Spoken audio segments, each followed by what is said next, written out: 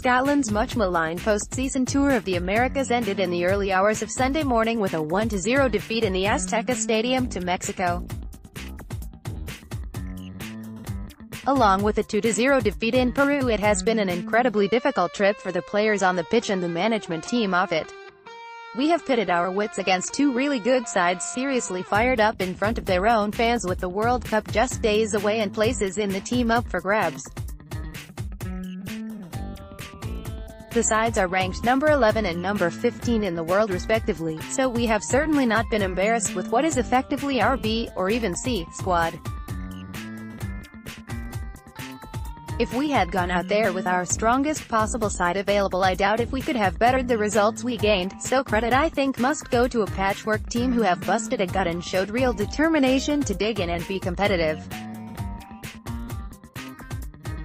We were well organized defensively in both games and showed a tremendous team spirit and togetherness in difficult circumstances, which for me augurs well for the future when we have our full squad back in place. The teams in the Nations League will not be anywhere near the caliber of Peru and Mexico.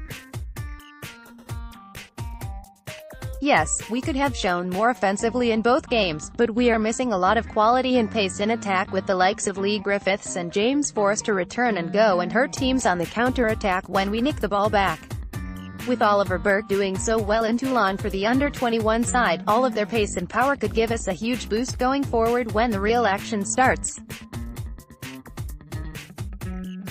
So what have we gained from this trip?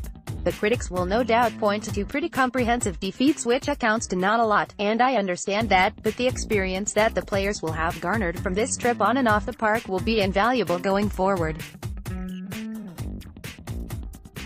Going up against quality players in packed stadiums shows you the standard that you need to aspire to. Both teams pressed Scotland high and didn't give them a second on the ball. You need to shift the ball quicker at that level and pose a threat on the counter-attack, and these are all aspects that the players and staff will have picked up on and learned. Yes, it was a very inexperienced team, particularly in the Mexico game, where for the very first time we fielded a team in which all 10 outfield players were born in the 1990s, but the only way to gain experience is to play. I am a great believer in having a look at players in these types of games, otherwise what is the point? You will never find out if someone is good enough sitting on the bench or in the stand. Guys like Stephen O'Donnell and Dylan McGouch have performed with credit over the past couple of games to perhaps plant a seed in the manager's head for the upcoming qualifiers. That for me is what these games should be used for. Off the park, relationships will have developed and a camaraderie and team spirit will have been forged. Alex McLeish has always been big on that side of things, and it is really important if you have a squad with limited ability at international level that guys are willing to put in the extra graft for themselves and their teammates. Some of the guys on the trip may never be seen again in a Scotland shirt again, so that shows the amount of players we had missing. That's not even taking into account the time differences in altitude that both games have been played in. I know from personal experience how difficult it is to adjust and play at high altitude.